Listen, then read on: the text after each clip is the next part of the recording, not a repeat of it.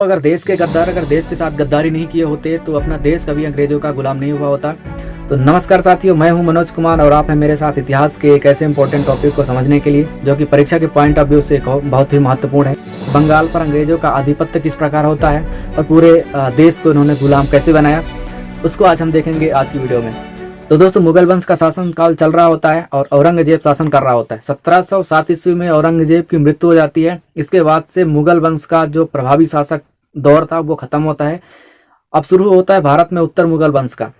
उत्तर मुगल वंश का जो पहला शासक होता है दोस्तों, वह शासन कर रहा होता है पूरे दिल्ली सल्तनत पर, जो कि दोस्तों कमजोर हो चुका था। और उस समय पर दोस्तों भारत का जो पूर्वी इलाका था, जिसको बंगाल प्रांत के नाम से जाना जाता है, वहां पर काफी उत्पादन हुआ करता था। यहाँ की स्थिति काफी मजबूत थी। यहाँ पर जो उत्पादित प्रोडक्ट हुआ करते थे, यह यूरोपीय कंपनियों के द्वारा जो विदेश में ले जाकर यहाँ का माल बेचते थे, तो काफी वैल्यू उत्पादन हुआ करते थे। एक मोटा मोटा अनुमान लगाया जाए कि दोस्तों कि जो पूरे एशिया से जितने भी प्रोडक्ट जाया करते थे यूरोपीय मार्केट में, तो पूरा 60% का जो प्रोडक्ट था, मतलब पूरे मार्केट वैल्यू की 60% प्रोडक्ट जो है पूरे बंगाल से ही जाते थे। तो इस प्रकार अपने देश का जो पूर्वी इलाका, बंगाल वाला इलाका था, वो काफी मजबूत था, काफी अमीर था, वहां पर काफी उपजाऊ हुआ करते थे। तो इस प्रकार दोस्तों अंग्रेजों को वहां पर अधिकार करने की काफी बहुत दिनों से इच्छा थी कि हम यहाँ पर स्वतंत्र रूप से अधिकार करें। अधिकार करने के बाद यहाँ पर हम शासन जमाने लगे तो हमारा व्यापार जो था, छोटी मोटी जो टैक्स दिया करते थे, वो बिल्कुल नहीं देना पड़े। तो इस प्रकार दोस्तों वो लोग योजना बनाते हैं कि किस प्रकार भारत पर यानी बंगाल वाले इलाका पर अधिकार किया जाए। उनको बिजनेस करने की परमिशन मिल जाती है, लेकिन वो भारत के साथ दोगलापंथी कर जाते हैं। यानी बंगाल वाले एरिया को मुर्शिद कुली खान को वहां का सूबेदार बना दिया जाता है। सूबेदार का मतलब होता है दोस्तों वहां का मुख्यमंत्री, एक राज्य का मुख्यमंत्री, जिसको हमने दोस्तों इनका जो पद था, मुगल वंश के जितने भी पद हैं उसको हमने एक वीडियो में पढ़ा रखा है। आप जाके वहां पर देखिए कि सूबेदार कौन होता है, दीवान किसको बोला जाता है, सबको हमने दोस्तों वहां पर पढ़ा रखा है। तो दोस्तों सूबेदार बना देता है मुर्शिद कुली खान को। अब जैसे मुर्शिद कुली खान बंगाल का सूबेदार बनता है तो वह देखता है कि बंगाल काफी अमीर है और यहाँ का प्रोडक्ट जो है काफी वैल्यूएबल है। यहाँ की उपजाऊ जमीन भी बहुत उपजाऊ करती है और मार्केट वैल्यू भी इसकी काफी थी। मुर्शिद कुली खान अपने हिसाब से वहां पर शासन चलाता है, लेकिन वहां पर उसको एक दिक्कत हुआ करती थी कि जो पहले मुगल वंश के शासक थे वो ब्रिटिशर्स को बंगाल पर व्यापार करने की अनुमति दे रखी थी। यानी कि उनकी सीमा शुल्क या टैक्स वगैरह में कुछ छूट दे रखी थी, वहां पर वो खुलेआम व्यापार कर सकते थे, जो कि दोस्तों ये मुर्शिद कुली खान को पसंद नहीं आ रहा था। तो उसने दोस्तों काफी कठोर कदम उठाया था अंग्रेजों के खिलाफ। दोस्तों 1727 ईस्वी में मुर्शिद कुली खान की मृत्यु हो जाती है और उसका जो दामाद होता है सुजाउद्दीन मोहम्मद, वह बंगाल की गद्दी पर आता है। और इसके पहले दोस्तों यह उड़ीसा का उप सूबेदार हुआ करता था। तो स्वतंत्र रूप से शासन करने की काफी इच्छा थी, लेकिन वही दिक्कत बार बार आ रही थी कि अंग्रेज बार बार जो है बंगाल पर अधिकार करना चाह रहे होते हैं। तो ये समस्या उसके सामने भी थी। 1732 ईस्वी तक आते आते बिहार को भी दोस्तों बंगाल में मिला लिया गया और अलीवर्दी खां को दोस्तों बिहार का उप सूबेदार बना दिया जाता है, जो दोस्तों हम देखेंगे कि आगे चल के यह खुद बंगाल का शासक बनता है। 1739 ईस्वी में दोस्तों सुजाउद्दीन मोहम्मद की मृत्यु हो जाती है, जिसके बाद उसका बेटा दोस्तों सरफराज खान नवाब के रूप में बंगाल का नवाब बन के आता है, जिसको दोस्तों अलीवर्दी खान ने जो बिहार का उप सूबेदार बनाया गया था, जिसको वो सरफराज खान को मारकर बंगाल का नवाब बनता है। तो इस प्रकार दोस्तों यहाँ से ध्यान रखिएगा कि यहाँ एक पॉइंट पूछा जाता है परीक्षाओं में कि बंगाल का जो पहला आधिकारिक तौर पर नवाब बनाया गया था, तो वह दोस्तों अलीवर्दी खान, जो कि मुगल वंश के शासकों के द्वारा अलीवर्दी खान को पहला आधिकारिक नवाब बनाया गया था। इसके पहले के जितने भी नवाब थे दोस्तों वह आधिकारिक तौर पर नहीं थे, वो खुद शासन करना स्टार्ट किए थे, लेकिन आधिकारिक तौर पर जो बनाया गया था नवाब वो था अलीवर्दी खान। तो यहाँ पर आपको याद रखने की ये बात है। दोस्तों 1740 से लेकर 1751 तक अलीवर्दी का शासन चलता है। अलीवर्दी खान जो था वह मराठाओं के साथ परेशान हुआ करता था, क्योंकि जो उड़ीसा वाला इलाका था वो भी बंगाल में आ चुका होता है। तो वहाँ के जो मराठा थे वह इनसे परेशान होते थे, तो इनके बीच में दोस्तों काफी संघर्ष होता था। यानी 1740 से लेकर 1751 तक इनके शासन काल में पूरा मतलब संघर्ष चलता रहा अलीवर्दी खान और मराठाओं के बीच। तो अलीवर्दी खान की जितनी भी सैनिक थी वह काफी कमजोर पड़ चुकी थी और इसका ही फायदा दोस्तों अंग्रेजों ने उठाया। जैसे 1751 में इनका संघर्ष समाप्त होता है, तो दोस्तों अंग्रेज जो थे वह इन पर आक्रमण करना शुरू कर देते हैं, इन पर दबाव बनाना शुरू कर देते हैं। अंग्रेज क्यों पकड़ मजबूत बनाना चाहते थे? क्योंकि जैसे बंगाल पर नवाब बने थे स्टार्टिंग में, वो अंग्रेजों पर कठोर कदम उठाए थे और यहाँ पर उनको टैक्स व्यवस्था वगैरह उनको काफी मजबूत कर दिया गया था। तो दोस्तों ये फिर से वैसी स्थिति में आना चाहते थे और फिर से दोस्तों ऐसे दबाव बनाया अलीवर्दी खान के ऊपर, तो जो कि फिर से इनको व्यापार करने की अनुमति मिल गई। अब जैसे व्यापार करने की अनुमति इनको मिली तो व्यापार तो कर सकते थे, लेकिन कुछ उन्होंने शर्त भी रखी थी कि आप व्यापार तो कर सकते हैं लेकिन आप किलेबंदी और सैनिक व्यवस्था नहीं रख सकते हैं। तो ऐसे दोस्तों इन्होंने मान तो लिया, लेकिन उनका जो शातिर दिमाग था उनके मन में कुछ और ही चल रहा था।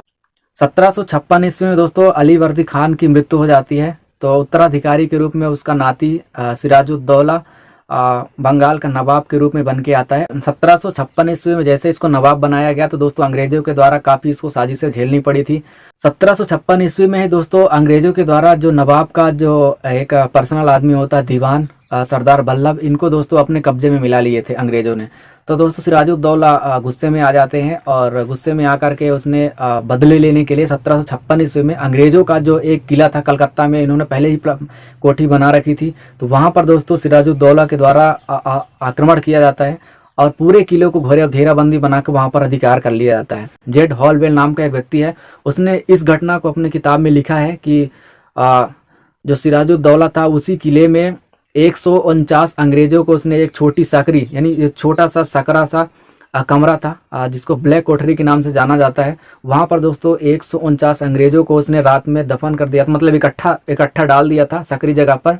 और सुबह होते होते दोस्तों उसमें से केवल 23 अंग्रेज जीवित बचे थे। ऐसा दोस्तों जेड हॉलवेल का मानना है, जो कि एक इतिहासकार के रूप में अपनी किताब में लिखता है। इस घटना का नाम दिया गया दोस्तों ब्लैक होल ट्रेजेडी के नाम से। तो कभी कभी परीक्षाओं में पूछ लिया जाता है कि ब्लैक होल ट्रेजेडी किसने लिखी थी, तो आप याद रखना कि जेड हॉलवेल नाम का एक ब्रिटिश था, उसने यह घटना के बारे में लिखा था। दोस्तों जेड हॉलवेल नाम का जो व्यक्ति था जिसने ये ब्लैक होल नामक ट्रेजेडी को लिखा था अपने उसमें, दोस्तों ये काफी चालाक था।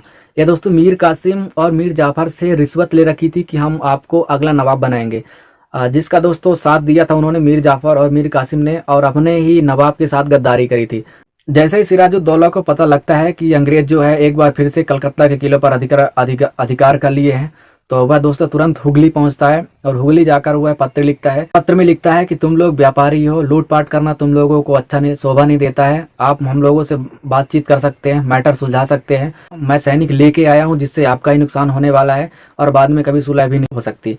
तो ऐसा अंग्रेजों को पत्र देखकर उनको लगा कि सिराजुद्दौला जो है आपस में संधि करना चाहता है, और रिप्लाई में उन्होंने 4 शर्तें रखी थी, जिसमें से उन्होंने रखा था कि जो अंग्रेजों का नुकसान हुआ था उनकी भरपाई हो सके, जितनी भी रियायतें मिली थी पहले से बंगाल में व्यापार करने की एक बार फिर से शुरू हो जाए। और उन्होंने एक मांग रखी थी कि वह जैसे चाहे वैसे किलेबंदी कर सकते हैं। किलेबंदी का मतलब होता है कि किले के चारों ओर घेरा बना के रख सकते हैं जैसे चाहे वैसे। टकसाल बनाने की अनुमति, यानी भारत में उन्होंने टकसाल का मतलब होता है सिक्का बनाने का कारखाना, यानी सिक्का बनाने की मशीन वो भारत में स्थापित करना चाह रहे थे। और एक और छोटी सी उन्होंने बात रखी थी कि आप कलकत्ता आइए।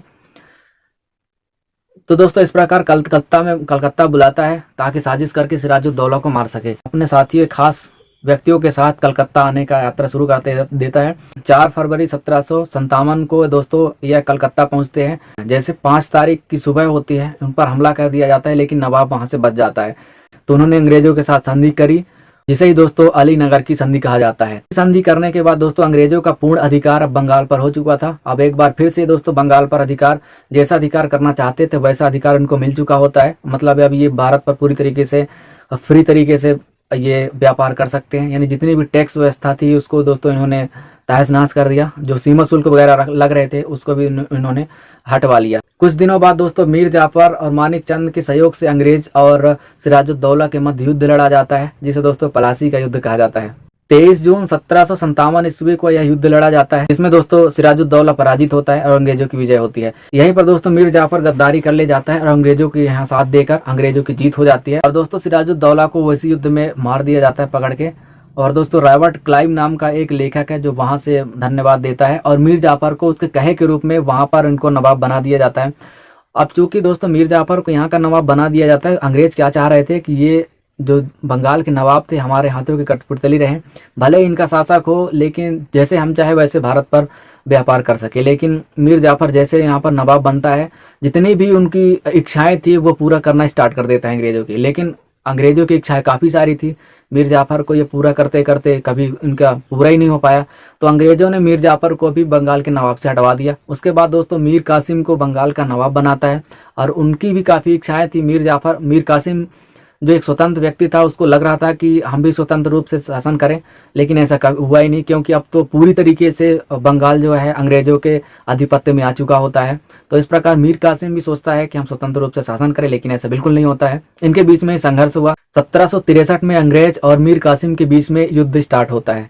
दोस्तों यह युद्ध में काफी नुकसान झेलना पड़ा मीर कासिम को, और अंग्रेजों के द्वारा भारत का कई इलाका यानी बंगाल के कई इलाके जो है अंग्रेजों के कब्जे में आ गए थे। अब दोस्तों 1764 ईस्वी में शुरू होती है बक्सर की लड़ाई, जिसमें दोस्तों 3 ग्रुपों का आपस में सम्मेलन होता है और बक्सर की लड़ाई शुरू होती है, जिसमें दोस्तों ब्रिटिश ईस्ट इंडिया कंपनी के सैनिक और अवध के नवाब के सैनिक, मुगल सम्राट शाह आलम द्वितीय जो उत्तर मुगल वंश का शासक था, इनके सेनाओं के बीच में दोस्तों युद्ध शुरू होता है, जो कि संयुक्त रूप से युद्ध माना जाता है, जिसको बक्सर की लड़ाई कहा जाता है। इसमें भी दोस्तों अंग्रेजों का जो है विजय होती है, यानी ब्रिटिश ईस्ट इंडिया कंपनी की विजय होती है, क्योंकि यहाँ पर दोस्तों पहले पलाची के युद्ध में तो दोस्तों मीर जाफर और मानिक चंद के सहायता से इन्होंने युद्ध लड़ा था, लेकिन बक्सर के युद्ध में दोस्तों इन्होंने अपने युद्ध कौशल को दिखाया, और अपने युद्ध कौशल के द्वारा दोस्तों पूरे मतलब भारत में पूरे बंगाल को इन्होंने अपने कब्जे में लिया। बक्सर की लड़ाई में दोस्तों यह पूरी तरीके से साबित हो गया था कि अब अंग्रेजों से बढ़ के कोई नहीं है अपने बंगाल में, पूरे इंडिया में, और जैसा चाहे वो ऐसा शासन कर सकते हैं, क्योंकि एक तरफ उन्होंने दोस्तों बंगाल के शासक को हराया और दूसरी तरफ दोस्तों इन्होंने दिल्ली में सल्तनत कर रहे हैं मुगल साम्राज्य के सैनिकों को हराया। तो इस प्रकार दोस्तों पूरी तरीके से मजबूत हो चुके होते हैं। इसके बाद से दोस्तों छोटे छोटे और शासक आते हैं बंगाल पर नवाब के रूप में, जो कि एक नाम मात्र के नवाब थे। 1772 ईस्वी पर दोस्तों बंगाल पूरी तरीके से अंग्रेजों के आधिपत्य में हो चुका था। तो इस प्रकार दोस्तों 2 और बंगाल के छोटे छोटे नवाब हैं, जिनको पढ़ने के पॉइंट ऑफ व्यू से आप समझ सकते हैं। निजामुद्दौला, सैफुद्दौला और मुबारकुद्दौला, ये 3 शासक थे दोस्तों। और 1775 ईस्वी में दोस्तों बंगाल की जो नवाबशाही है वो पूरी तरीके से खत्म होती है, और दोस्तों बंगाल अब पूरी तरीके से अंग्रेजों के कब्जे में आ जाता है। और 1775 ईस्वी से लेके दोस्तों 1945 तक पूरा अंग्रेजों का शासन चलता है, जिसको दोस्तों अंग्रेजों का शासन माना जाता है, जो कि 1947 के बाद दोस्तों भारत इनसे आज़ाद होता है, जिसको दोस्तों हम अगली वीडियो में पढ़ेंगे। यदि वीडियो अच्छी लगी हो तो दोस्तों वीडियो को लाइक करना, और चैनल पर नए हैं तो सब्सक्राइब जरूर करना और सपोर्ट करना मेरी वीडियो को, और कमेंट करके बताना कि वीडियो कैसी लगी।